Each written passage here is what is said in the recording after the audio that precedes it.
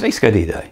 Šodien es jums pastāstīšu par kādu ļoti vienkāršu un bezmaksas veidu, kā var sevi pasargāt no nekustamā īpašuma izkrāpšanas vai vismaz būtiski samazināt tās risku.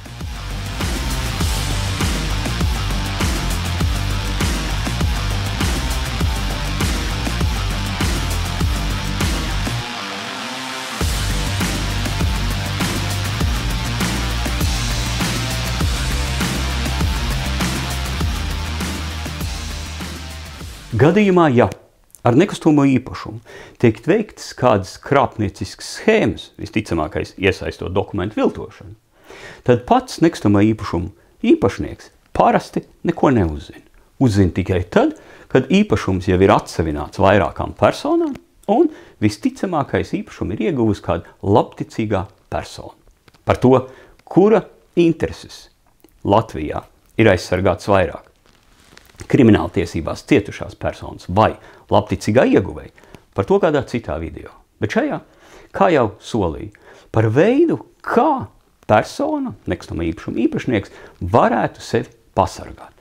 Šis veids nozares profesionāļiem ir zināms ļoti labi, bet man pārsteidza tas, ka sabiedrība kopumā par to ļoti maz ko zina. Un tātad, kas tad jādara jebkuram? Mans ieteikums, jebkuram nekustamā īpašuma īpašniekam jādodas uz Zemesgrāmatas mājaslapu un jāizvēlas sadaļa Mani dati. Šoreiz izvēlēsimies Mani dati fiziskai personai. Tad nepieciešams autentificēties caur banku vai e-parakstu. Pēc tam nonākam sadaļā Pieteikt manu īpašumu uzraudzību. Tad sadaļa Paziņojumi par iesniegtiem nostiprinājumu lūgumiem iekavās, uzsveru, bezmaksas. Pēc tam nepieciešams ievadīt savu e-pastu un to saglabāt. Kas notiks turpmāk? Līdz ko uz jūsu nekustamo īpašumu tiks saņemts kāds nostiprinājumu lūgums, un tas ir obligāts nosacījums, lai nomainītos īpašuma tiesības, jūs saņemsiet e-pastu. Tātad, ja notiktu kāda krāpnieciska schēma, tad līdz ko pašā tā sākumā, nevis kad jau trešais īpašnieks iegūs, bet pašā sākumā jūs par to uzzinātu. Un tad tālāk jārīkojās, tad jāskrien vai uz policiju, vai Zemesgrāmatu, vai kur citur jādomā pēc apstākļiem. Protams, tas jau vēl nenozīmē, ka tā ir krāpšana. Varētu izrādīties, ka tas ir kāds cits iemesls, kāpēc ir saņemts nostiprinājumu lūgums. Piemēram, ja būtu īpašuma tiesības uz domājamām daļām un kāda dzīvokļa lietošanas kārtība noteikta. Tad varētu būt daudz citi, ka kaimiņi vai precīzāk kopīpašnieki nostiprinātas hipotēkas vai tam līdzīgi. Tad citi darījumi varētu tikt veikti. Kā nevienmēr tas nozīmē uzreiz krāpšanu.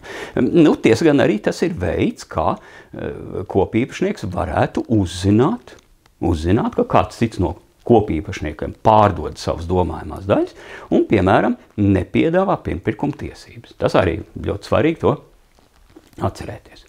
Tad, lūk, šis bija mans ieteikums jebkuram nekustamā īpašuma īpašniekam, kā pasargāt sevi, bet es teiktu vēl vairāk. Tas būtu ieteikums arī valsts pārvaldē kopumā. Kāpēc gan nevarētu papildināt nostiprinājumu lūgumu formas, ir MK noteikumi par šīm formām, un pievienot sadaļu šādu vienu mazu ailīti, kurā katrs jaunais nekustamā īpašuma īpašnieks varētu izvēlēties. Es vēlos piefiksēt šādu e-pastu vai nē. Protams, nav obligāti, kāds varbūt to nevēlas. Bet vismaz cilvēki uzzinātu, ka šāda iespēja ir, un es pieļauju, ka daudz plašāk to lietotu.